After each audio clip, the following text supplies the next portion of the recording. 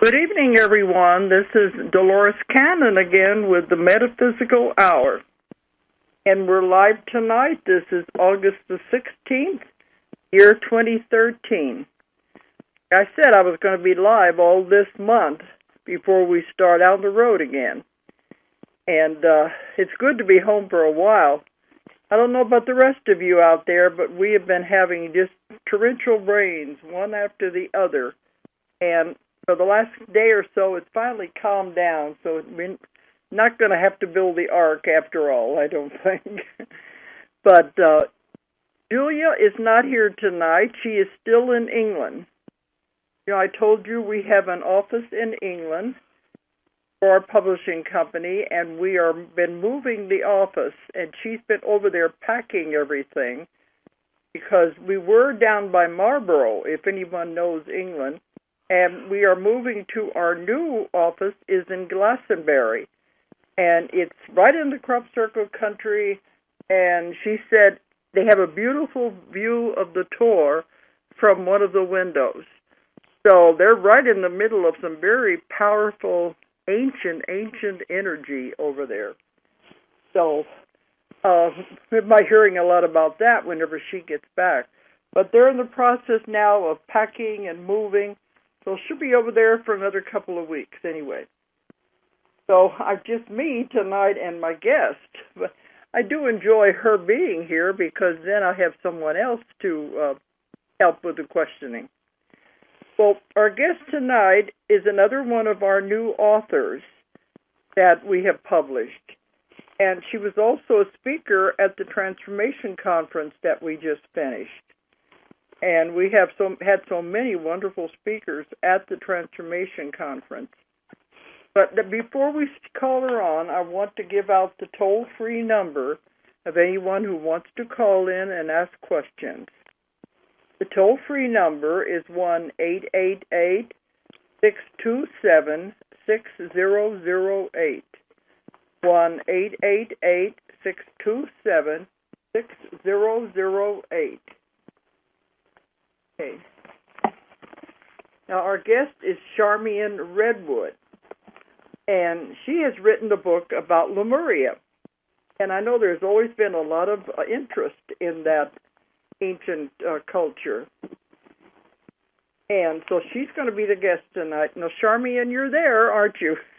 I am indeed. Good evening, Dolores. And actually, I moved to America from Glastonbury in 1995. So you know Glastonbury very well. I know it very well. I lived there for 5 years. And what I was taken through the veils into what is Avalon.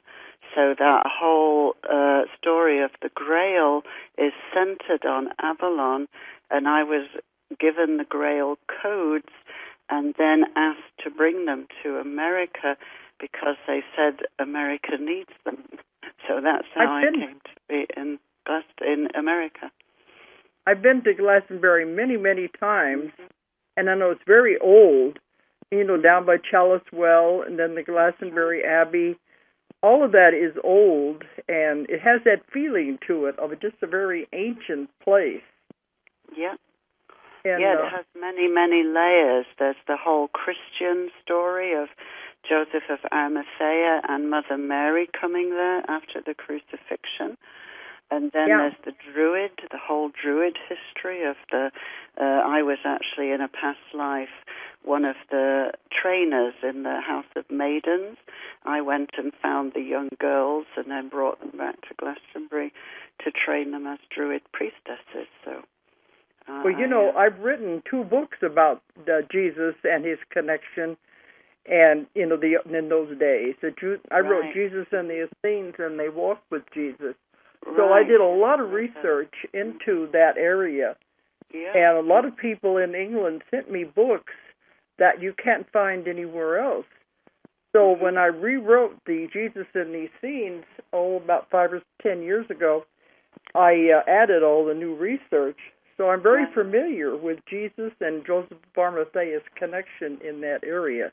And it's all in my books. And just a few years ago, too, I was also in the south of France So I'm very familiar with all of that Right. material. And then there's the whole Arthur and the Knights and Guinevere. That's all centered there as well. Yes, And Merlin. Yeah. I imagine you've been up to the tour. Yes, I was always going up the tour. That's Archangel Michael energy and the sword energy, and the chalice well is the Grail and the chalice energy. And many people in Glastonbury had the vision of the sword coming down into the Grail as a symbol for the new age, which is the balancing of the male and the female energies. Everything coming into union and oneness. You know, for those who have not been to England and to Glastonbury, it is outside of the town of Glastonbury is this huge hill. And on the top of it, you can see it from everywhere, all around the area. And on the top of the hill is an ancient tower, and it's called the Tor. And it's very visible, and it's very dramatic looking. And that has been it's got a path you can go up it, and it's a little arduous. I never could get all the way to the top. Nancy and Julia said, but it's a very narrow, winding path that leads all the way up to the top. And when I first went there was in 1992, so it's been about 20 years ago. And my publisher told the story of how that whole area used to be underwater, and the Tor was one of the places that was above water. That was where Joseph of Arimathea, they brought the ships in for the tin mining. That's and right. so it all fit in with the books that I wrote. It all fit together with the historical research. Yeah, it's called the Isle of Glass, and it was an island, and the Tor is the name of the hill, and it's actually a labyrinth. It has 7 levels, and you walk it going clockwise, then anti-clockwise, around and around. You don't go straight up if you're doing it as a ceremony. So it takes many hours to get to the top, and it was a very ancient Druid site. And then the Christians built St. Michael's Church right on the top. And there was an earthquake, which we don't get in England, and it knocked the church down and just left the tower. So it was kind of reclaiming the site. In all my research and my writings, I found they did this all over the world. A lot of the ancient sites, the Catholic Church would build things there to try to destroy the ancient energy. Yeah, that's right. Yeah, but obviously Glastonbury, they didn't succeed because the land fought back and knocked the church down. And so now just the tower is there, and you can see all the way through it. So it's a very wonderful landmark. Right. So it's a very magical place, and the veils are very thin there. Well, that is also the historical place of King Arthur, Avalon, and Camelot. Yeah. That's right. And so it's a lot of stories there, and I've been there many times, and sometimes other people have gone with me, like a tour. They wanted to hear the stories. Yeah. So I was really surprised when my daughter and Vitaly, who also works for me, she's my manager over there, found this place in Glastonbury. I said, that's going to be a very tremendous energy to have an office in. It's a very powerful place, and it's much lighter. It used to be a very heavy, dark energy there because, the Druids, they got into the blood sacrifice, and that was really why they were wiped out, because they had started to do blood sacrifice. So there was some very heavy energy there, but that's mostly cleared now, and it's much lighter than it used to be. Well, I'll be seeing it the office when I go over there next. But you can see the hill and the Tor from one of the windows, so that's going to be very interesting. Yeah. So you're familiar with that area? Totally. Yeah, I lived in 7 different places. I moved around the different surrounding areas. But I've been going over there now. It's been over 20 years. I go over at least once a year, sometimes twice. Yeah. Actually, I think that was the year I moved there, 1991 or 92. So that must have been the same time.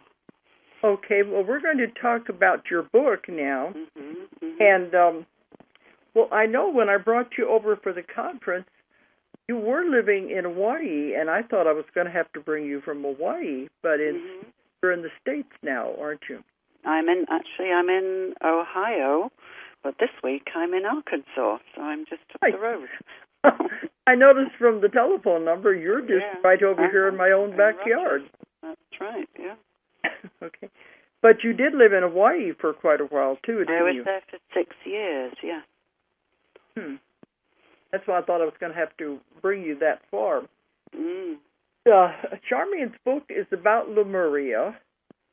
And if you remember, Charmian, at the Transformation Conference, we also had Jack Churchward. And we have published his book about his great-grandfather's work. It's very, his great-grandfather was one of the pioneers in the research of, I keep calling it Lemuria, but he said his great-grandfather calls it Mu, and I keep thinking they're the same place, but he says they're two different places. What do you think about that? No, I think it's the same place, but they didn't call it Lemuria. Later on, people started to call it Lemuria. But at the time, we called ourselves the people of Mu, and it was the continent of Mu. But it was the same civilization, but the Lemuria was a later evolution of it. That makes sense then with what Jack Churchward he's been bringing back his great-grandfather's work. Yeah, and it makes sense. He was researching more the historical, geographical evidence of the remains that are still on the earth and visible. What I was doing more was taking people back into the memories of the culture and how we worked and how we created things there. Yeah, well, when Churchward was doing it, he was considered very radical, and they were really criticized because no one believed there could have been a continent out there. Right. He was doing it, by the translation of ancient tablets. And so there's two different ways of doing it. Yes, so you do it rather the same way I do. I take people back in their past lives to those areas. And there's been a lot written and uncovered about Atlantis, but very little about Lemuria. Yes, because Lemuria is older. And a lot of people have written me saying which came first and all of that. But let me say a few things, and then we can go over there. But what I have learned anyway is Lemuria was first, and it was centered in the Pacific, where Atlantis was in the Atlantic. So that's the difference in the two. But they were actually very ancient continents. But Lemuria was there before the Atlantean culture. Yeah, that's right, yeah. So the Lemuria was really the first civilization that we came to on the Earth, and we were not in three-dimensional bodies then. We were in fifth-dimensional light bodies, so we could just flow wherever we wanted to go, and we could be any size or shape that we wanted to be. And we were not solid. No. We were not at that time.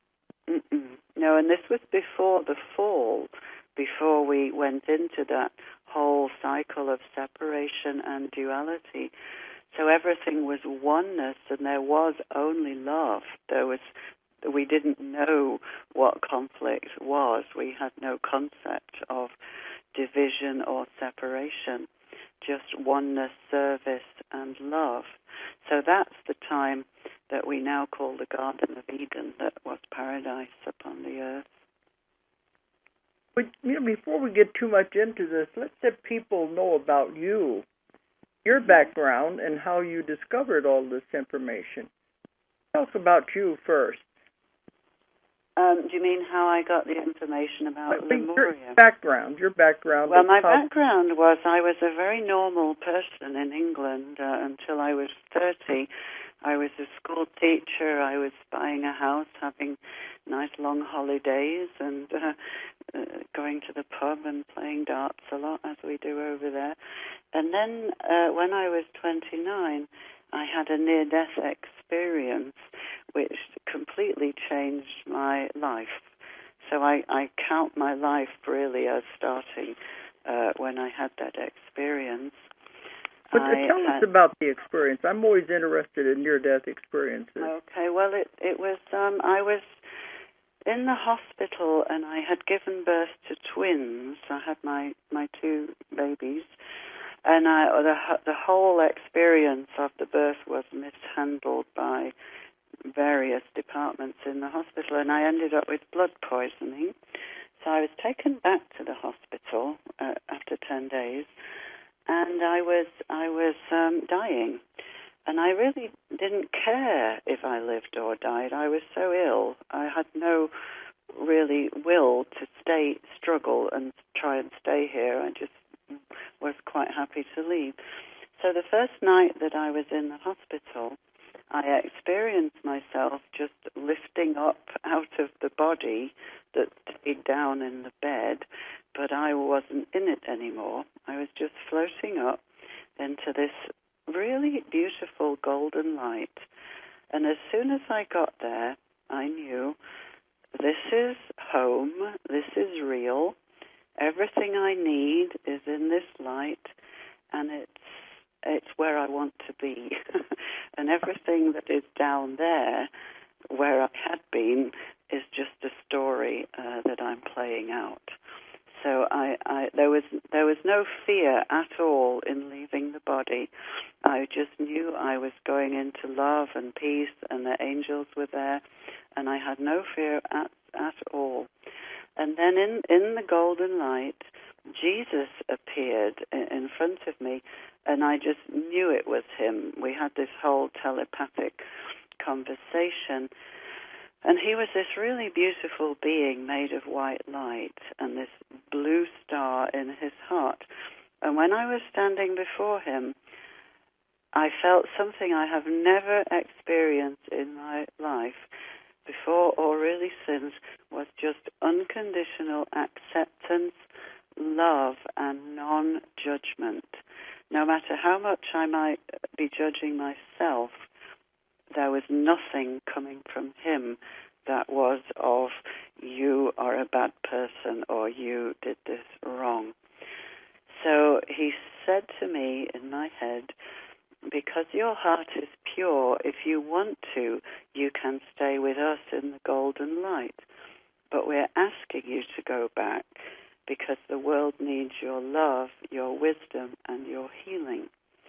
So I said, how can I go back down there knowing that this is where I belong with you?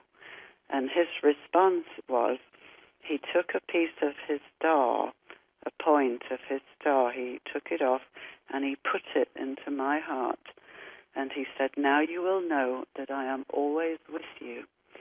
So the next minute I'm floating over that body in the bed, knowing that if I get back into that, I will take on suffering, and this body is not who I am. If I stay out here, I will never suffer again.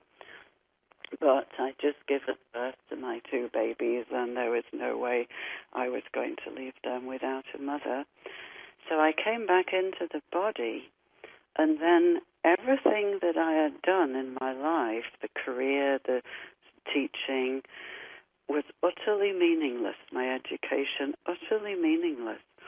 And I just wanted to be back. I wanted to find a way to go back to that golden light and live in that place.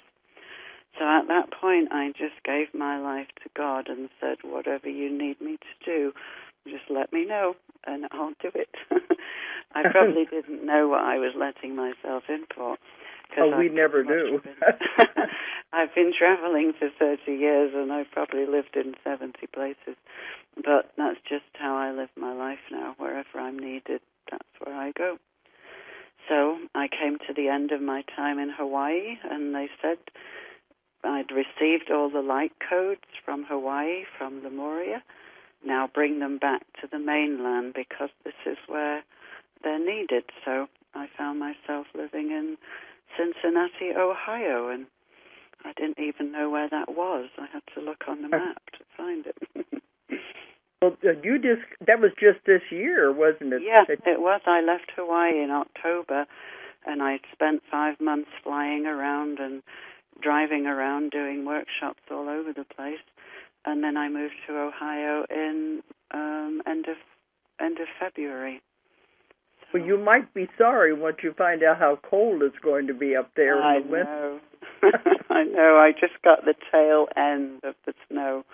But yeah, they're very warm people there. They're very loving and very heart-open people. So I really love being there. Quite a difference from Hawaii. Well, the thing is, Hawaii has a lot of very conscious people who are very evolved. So, they don't really need what I have to give so much. Whereas in Cincinnati, people are really waking up incredibly quickly, and they're very hungry. They want what I do now is I take people between the worlds to experience the other dimensions. I do it through channeling, and I do it through hypnosis. And there's really nobody doing what I do in Cincinnati. And people are just ready for something different, because the old life, the way we've been living on this planet, isn't working for them anymore. And they want something more authentic. And so I've been really welcomed there with open hearts, and it's very nice. I'm finding this everywhere I go. See, as we keep saying, the veil is thinning because everybody is beginning to wake up. Yeah. And I'm noticing it everywhere, especially since, December the 21st. It seems like everybody keeps saying there hasn't been any changes. They don't notice any changes, but there is. And a lot of people in my audiences have said that. They said, we know something is happening. They can feel it, that there is definitely changes going on. Yeah. And we are evolving. We're evolving very fast. And everybody is having personal changes in their personal life. And that is the shift. I do a circle every week in Cincinnati with my crystal bowls and channeling. And since I started in March, over half of the people in the circle have either lost their jobs, quit their jobs, or just wanted to do something different, or their relationships have finished, their 30-year-old marriages have finished, or something really drastic has happened in their lives. One of them, his son was killed in a car crash recently. And these are the events, even on the personal level, that are shifting us into being our authentic selves and to doing what we came to do, because we don't have time anymore to just mark time doing something that our soul is really not thrilled about. But that's what happens with my clients. They come to see me. They're looking for purpose. They want to know why they're here. Yeah. Many of them have been caught up in the world, and they're not happy with it. Mm-hmm. Many of them are caught in jobs that they don't like, and they want to change. And of course, they know their changes. If they go in a different direction, there's not going to be the money there. It's going to be different. But they all feel they have to be doing something else, that their time is running out. They can't be caught in this rat race anymore. Right. So I'm hearing this a lot from my clients, too. Mm-hmm. And, the world will change when we change. So it's an individual process first, and then it becomes a global movement kind of thing. Well, that's why we call it, the 100th monkey syndrome. Yes, that's right. It will affect everyone. Mm-hmm. Of course, we still get some letters from people that say, nothing is happening. I don't know what you mean. It's still an awful world. Well, that's their world. It's not the world that I live in. And it's not the world that you live in either. No, you see, people expect the whole world to shift overnight, and it's a process. The energy has shifted, and all of those conflict situations, they will resolve and they will leave the planet. But for some people, their way to finding peace, they have chosen to do it through conflict, to realize that this is not the way. We need to do it differently. We need to reach out to our enemies and call them brothers. Some people are still in that process, so they're going to have to just play that out to the end. But the rest of us don't need to do that. We can start creating heaven on earth right now, just in our own community. Well, everyone is at a different stage of their development. Mm-hmm. We can't all of us shift at the same time. They all have to take their steps. Mm-hmm. And that has to do with the vibration and the frequency of their own soul. Yeah. So if they're ready or if they're not. So some are moving faster than others. They said eventually we're going to all get there. It just won't all be at the same time. No. But so everyone, if they're on the path, and if they're not, that's okay.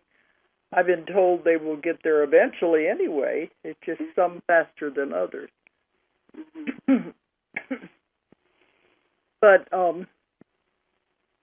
But whenever did you start getting the information about Lemuria when you were in Hawaii, or was it? Yes, when I went to Hawaii, I had heard the word before I went, and I knew I was a Lemurian, but I didn't mean anything to me because I knew nothing at all about Lemuria.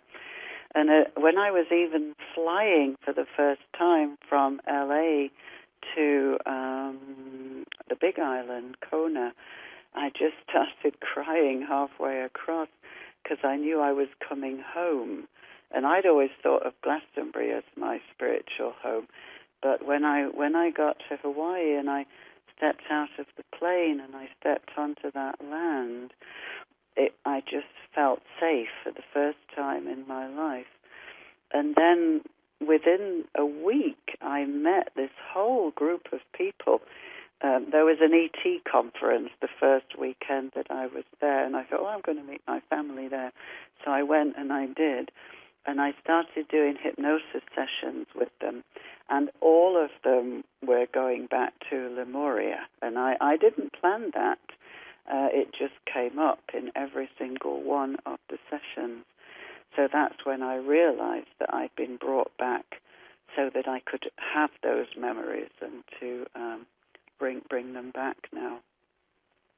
But to me, the Big Island is new land. And you probably found the old land. It's Kauai. Yes, the most authentic and the clearest Lemurian energy is Kauai, especially the Kalalau Valley, where there was an ancient Lemurian temple. But also I found many crystal cities off the coast that are now under the water. The first one I found was on the Big Island between Kealakekua and Honau now in the ocean. And it's where the dolphins swim. It's where Joan Ocean takes her dolphin retreats. Wherever the dolphins are, that's where the Lemurian crystal cities are. So they were all over the island. Kauai is the oldest part of the Hawaiian chain. Mm-hmm. Yeah, it is. Yeah, and it's still very clear. The energy is very pure there. But Maui has crystal cities too. So the reason that the Lemurian memories are coming back now at this time on the planet is that in Lemuria, before the fall, we lived in oneness. We lived from the heart. We were telepathic. We could travel anywhere that we wanted to just by intention. And we just lived in service. We lived to serve. And now the energy of the planet, we've come through separation. We've come through the fall. The planet is returning to oneness. And because we all have the Lemurian memories in our genetic makeup, we know how to do oneness because we've done it before. So those Lemurian aspects are being reintegrated into our multidimensional bodies to help us to make this shift that we're doing now since December 2012, where we are returning to our awakened, fully self-realized, conscious beings. That's what I've learned in my work, too, that when we did come to this planet, we were light beings, and the body's not solid. And after being here for quite a while, then it began to solidify. Mm-hmm. And was eventually, it did lead to the fall of Lemuria, just like the fall of Atlantis. Well, we actually chose to do the separation, what we call the fall, which was before the destruction, but we had only lived in light and oneness and beauty and grace and truth. And as a way of soul evolution, as a great challenge to give ourselves that would help us exponentially to grow as a soul, we chose to go into separation, to forget that we were creator gods, to play out the parts of victim and do all the martyrdom and the sacrifice and to experience suffering, but then to bring it all back to the oneness. So now we have the power of the light and the dark, which is more powerful than if we'd only ever known the light. So from the darkness we are choosing to come back to the light of our own free will, and that's where the power is. So that's why it's so important that these memories are coming back now. This is a planet of free will. It's also a planet of duality, so we do have the light and the dark. We always have opposites on this planet. Yeah. That's what's different than other planets. They have other rules and regulations, but we have free will, so we do have the ability to choose here. And I think that's important. And what we're doing now is bringing them both together, not banishing the darkness, but bringing it into the light so that it becomes a synthesis of the two and the point of reconciliation in the center. Well, in the work that you have done, did you find, was there any one incident or that caused the fall of Lemuria, or was it No, it was a choice that we asked to be disconnected. We asked to have our DNA strands disconnected because we wanted to experience helplessness, powerlessness, and to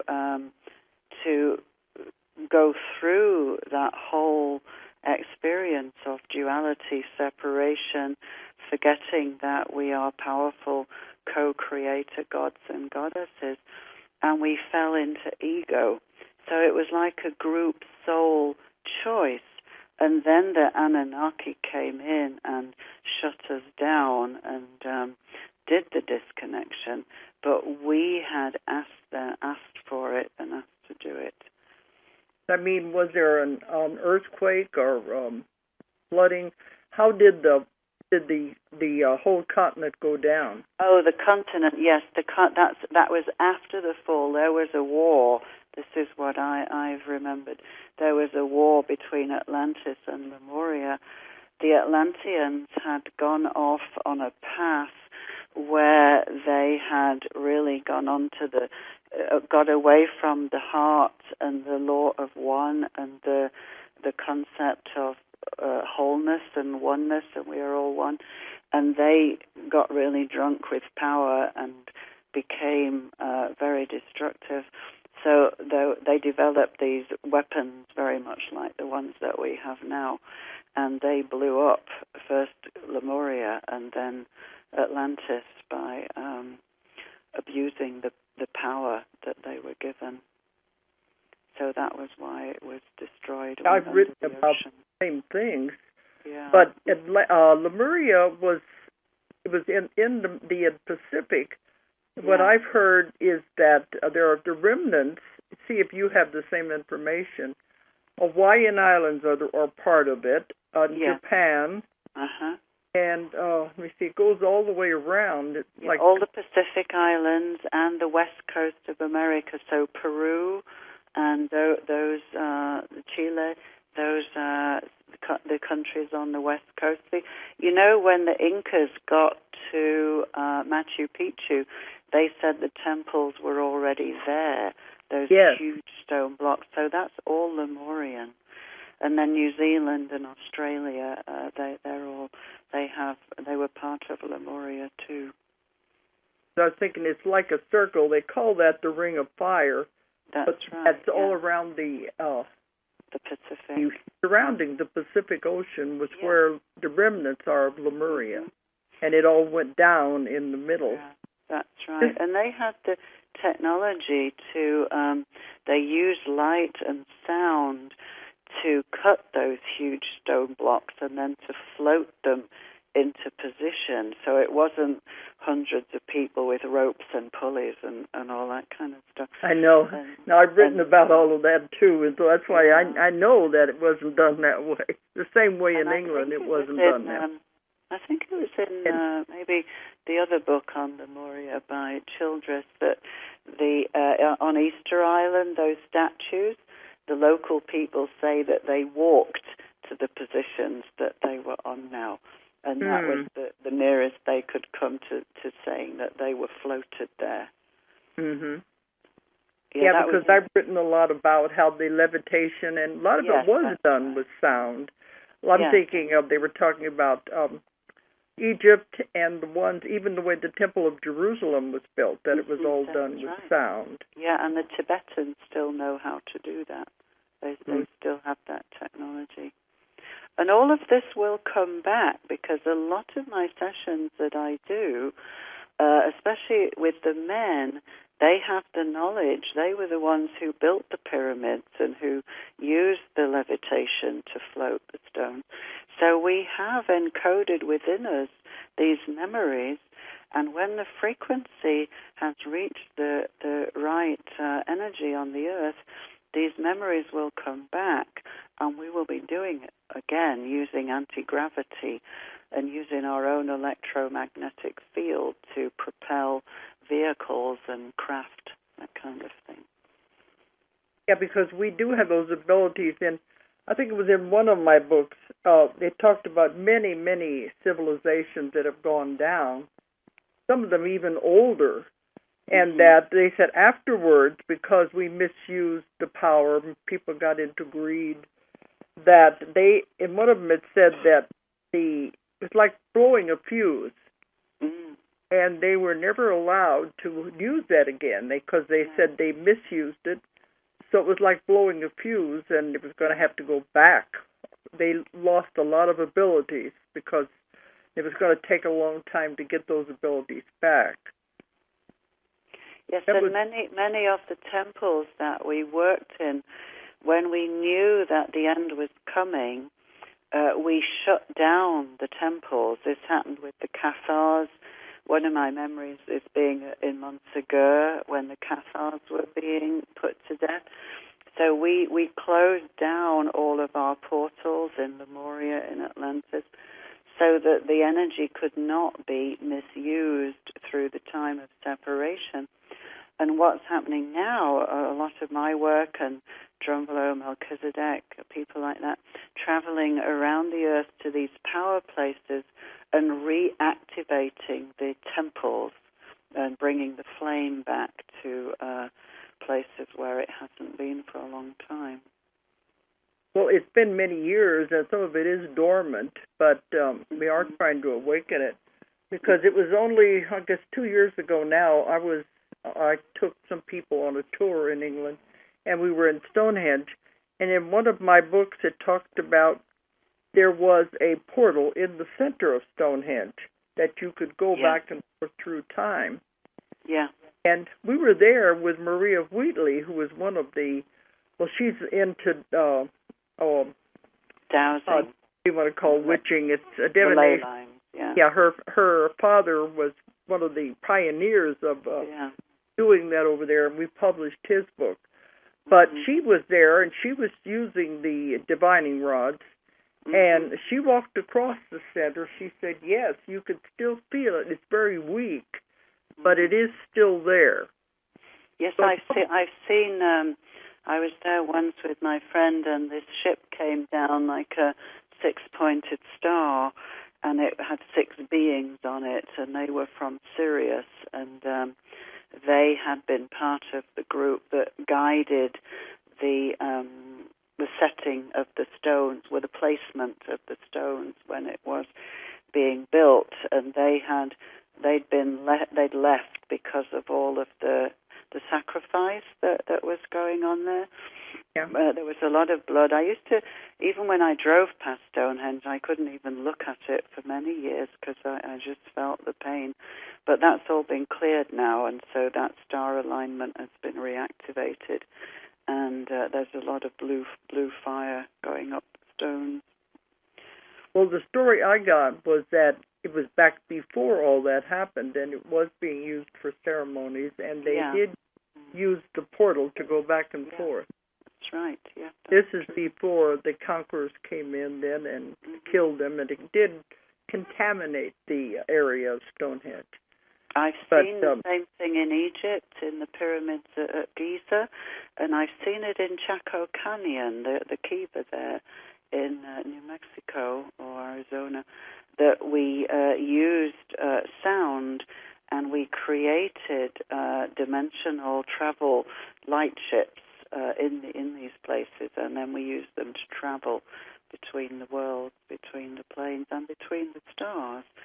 And this, again, is knowledge that we have within us that is encoded, and this is all being reactivated now.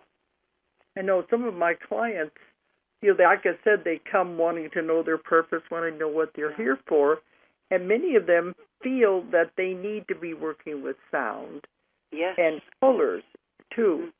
Colors, and I tell them this was what was used at Atlantis, and it's being reawakened. They're probably awakening their own memories, and many people are starting to use colors and sound again for healing. So the memories are there. It's coming back.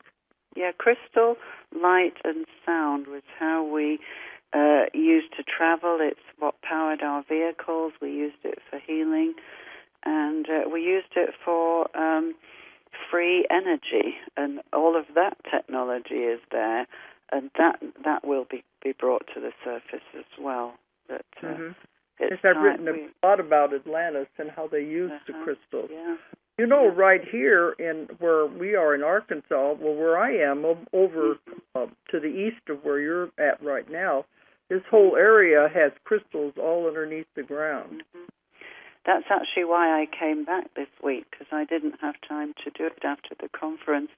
But there's a group of us going to activate one of the Atlantean crystals that was transported from Atlantis before Atlantis went down. It was a huge generator crystal, and it's going to be activated. We're going to do that next week. And there's a whole new grid being created, a new power grid being created. Well, there's, to the south of here is where they have the crystal mines, and everybody likes to go because it's, you go in, and anybody's allowed to go in, and you just pick crystals up off the ground. Oh, I'm going to do that. And the whole area, they said all the crystals in the world come from Arkansas and Brazil. So people don't realize what we're sitting on here. And I know we were told in one of our sessions, they said, you just think you chose to come there. Yeah. You didn't realize you're sitting on top of all these crystals and the powerful energy. Well, I was doing a session yesterday with a lady who, she remembered leaving Atlantis when it was sinking, taking emerald tablets, and she took them to Egypt. And I said, will the information be given again? And she said, not until will we find those tablets? She said, not until our consciousness has lifted enough that we won't use it for destruction. And then I said, is there a point where we come into that consciousness as a race, as a group? And she said, when the crystals start to sing again. So it's an activation of the crystal grid that will trigger this next mass ascension process. Well, see, I live on top of one of these mountains, and so you imagine we had all that energy right underneath us. Wow, yeah. Yeah, that's why we're called back here, because we are the Atlanteans who worked with that grid, and it was a global grid, and it was used to generate power, and we need to be using this technology again, but not to create mass destruction weapons. That was no, but it's always, that's what I say in my lectures, it always gets to the point where they have everything, but it's never enough. Mm-hmm. It's usually the men, and I'm always sorry to say that, but it is the men who get greedy and want power, and then they start to misuse the power that's there, and that's what caused the destruction. Mm-hmm. But I had a similar session. It's in one of my books where these people were there, and they were the keepers of the knowledge and the scrolls in Atlantis. And whenever right before it was going down, they were able to escape in a boat, and they ended up in Egypt with what they could carry. Mm-hmm. And they said they helped with the building of the pyramids. And they said a lot of the information they have, the scrolls and the crystals, whatever they brought with them, is inside the walls in the pyramid. But it can never be found only by certain people, because there's like a, what do they call it, a magnetic field that covers it, and it'll be invisible to anyone unless they're the right vibration to be allowed to find this knowledge again. Yeah. Yeah, we all have different keys to unlock certain frequencies. And what the crop circles are, they are visual keys that will help us to unlock these DNA codes that we carry inside. So they're all meant for certain groups of people, that each one is a key, and it activates certain DNA codes for certain people. So you only need to see a picture of the crop circle. You don't have to go there.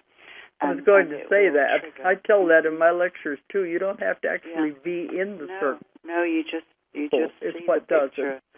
It's the picture the whole symbol. It's an unconscious thing, but it goes inside, goes in through the eyes, and then it activates the DNA codes. If they told me it goes in on a cellular level, and it's actually giving information on a cellular level. That's right, yeah. So it is just by seeing the symbol, and it is an actual, it's a language, it's a message that goes in. Yes, it is. It's the language of light, which we knew in Lemuria. One of the parts in my book is about how we worked in the crystal temples, in the crystal cities, and there was a huge antenna, crystalline antenna that pointed up. And when the sun was directly overhead, this golden beam would come down, and in that beam there were all the creation codes for creating whatever anybody wanted to focus on. So we would stand in our temple teams, which was usually 12, and we would have a blueprint, an idea of what we wanted to create. And then different people would extract from the creation codes. Some would get the sounds, some would get the geometry, others would get the picture.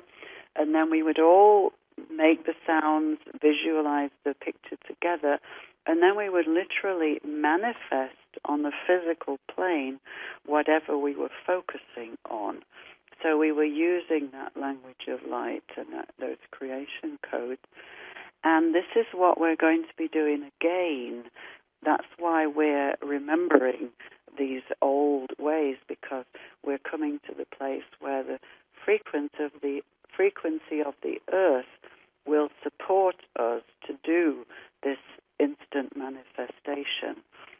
So all the teams are coming back together and finding each other and being called to the power places that they can be doing this on.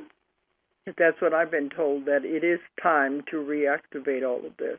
Yeah, that's I always like it when I find other people getting similar information, because a lot of time, I've been doing this work for 45 years, and sometimes I feel like I'm out there all by myself. But you were the pioneer. What? You were the pioneer. But I kept thinking, I'm out there all by myself, but I keep finding other people getting the same information. I like that. It's validation. Yes, it is. So that it is real information. Otherwise, why would so many people now be getting the same thing? And it is coming back. Okay. You would be surprised. We are almost out of time. We've already talked almost an hour. The time flies. But Charmian Redwood, the name of her book is Coming Home to Lemuria. And, of course, you can get the book in the bookstores, Amazon, or on our website. Our website is Ozark Mountain Publishing is the name of the company, so the website is abbreviated. It's OZARKMT.com. Or if you're overseas, it's OZARKMT.com. But, Charmian, tell people how they can get a hold of you if they want to. Well, I have my website, which is very conveniently called ComingHomeToLemuria.com. It's all one word, Coming Home to Lemuria, and I do all kinds of activations of the DNA, the light bodies, the galactic brain, releasing all things that we've been carrying from the past. And I have lots of CDs and my books on there. So I do sessions on the phone or Skype or in person. So you can find me there. Coming Home to Lemuria. Do you speak at lectures or for groups? Oh yes, and I do. I play crystal bowls. I have the sound codes. My work is really with the sound codes. So I play the crystal bowls, and I do lectures, expos, conferences, and then I also channel. I do a lot of channeling of the masters and help people to connect with their soul lineage, who they have been when they've been powerful and much more conscious than we are now. Yeah, we are. But so if anyone wants to get a hold of you, it's just even to communicate with you, or if they want you to speak somewhere, if they just want to talk or find out about your book, they can get a hold of you with your website, ComingHomeToLemuria.com. And I have my email address on there. And I have a YouTube channel with lots of my channelings on it. Good, then. So it's Charmian Redwood. So I think you'll be able to find her then. Well, we're coming down to the time, and I want to thank you for coming on tonight.